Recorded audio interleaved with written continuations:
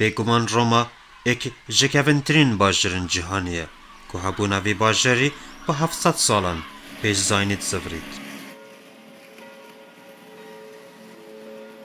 بو اکم جار لسال 1807 روما هاتی هلبجارتن به پایتخت ایتالیا. بری روما باجر فلورانس پایتخت ولاتی بود.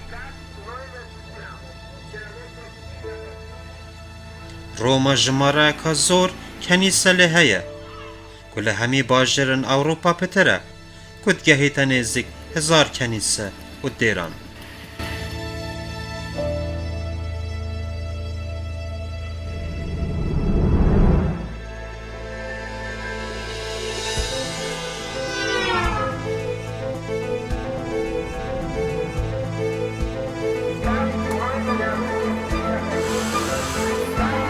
باجر روما پایتخت ولات ایتالیا جماره ناکنجین روما 2,650,000 کسه که مزنترین باجر لی ایتالیا دهتا ناسکرن.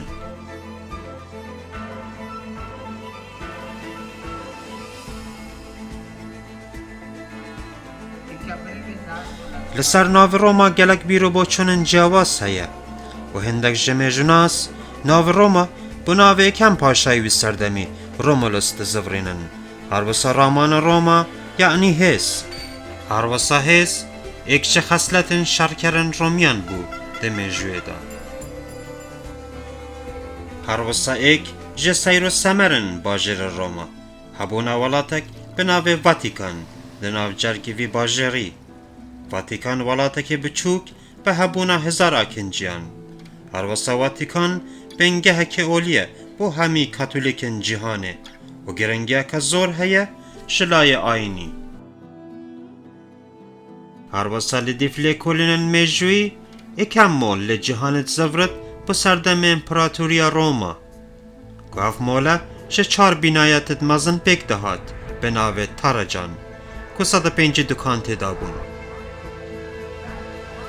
روما بنگه گلک جلو برگ نافدار لجهانیه و گوچی، ورساچی، شانل و پرادا و گلک مارکندی که کارته کرنک راستا و خو لسر آبوریا وی باجری هیه. جلو برگه به بهاین گلک گران دهنه فروتن.